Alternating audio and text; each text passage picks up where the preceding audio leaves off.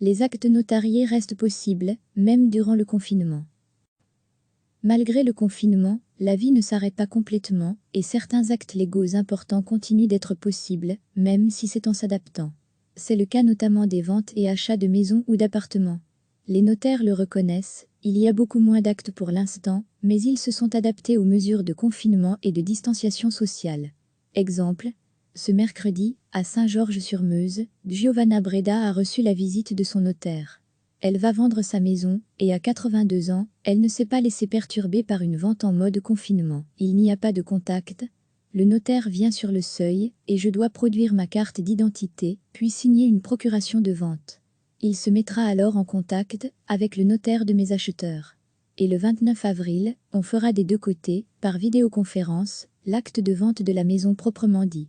Je trouve que c'est une manière facile et, vu les circonstances de confinement, qui arrange les deux parties, témoigne Giovanna Breda. Les notaires se sont donc adaptés et un changement législatif va les y aider. Dans les études aujourd'hui, quand un acte doit être signé, il est généralement organisé soit avec une procuration, soit avec des signatures, qui se font par exemple à des heures différentes dans la journée. L'autre mesure qui a été annoncée par le ministre, il y a quelques jours permettra de signer en téléconférence, avec sa carte d'identité électronique, ou via un code ITSM, signer par exemple une procuration au profit d'une autre personne pour une opération à intervenir, explique Maître Renaud Grégoire, porte-parole de notaire.be. Quant à Giovanna, elle ne pouvait plus attendre, elle doit avoir quitté sa maison pour le 15 mai. Recevez chaque matin l'essentiel de l'actualité. Malgré le confinement, la vie ne s'arrête pas complètement, et certains actes légaux importants continuent d'être possibles, même si c'est en s'adaptant.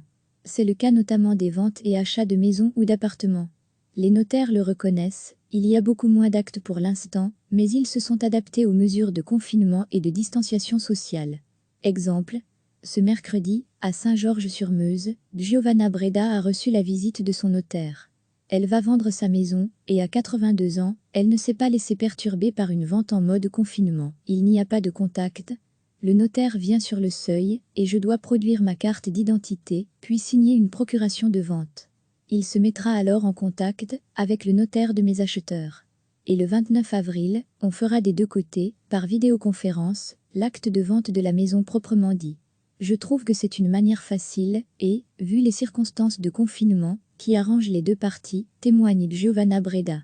Les notaires se sont donc adaptés et un changement législatif va les y aider. Dans les études aujourd'hui, quand un acte doit être signé, il est généralement organisé soit avec une procuration, soit avec des signatures, qui se font par exemple à des heures différentes dans la journée. L'autre mesure qui a été annoncée par le ministre, il y a quelques jours permettra de signer en téléconférence, avec sa carte d'identité électronique, ou via un code ITSM, signer par exemple une procuration au profit d'une autre personne pour une opération à intervenir, explique Maître Renaud Grégoire, porte-parole de notaire.be. Quant à Giovanna, elle ne pouvait plus attendre, elle doit avoir quitté sa maison pour le 15 mai. Cliquez sur s'abonner pour recevoir les dernières nouvelles.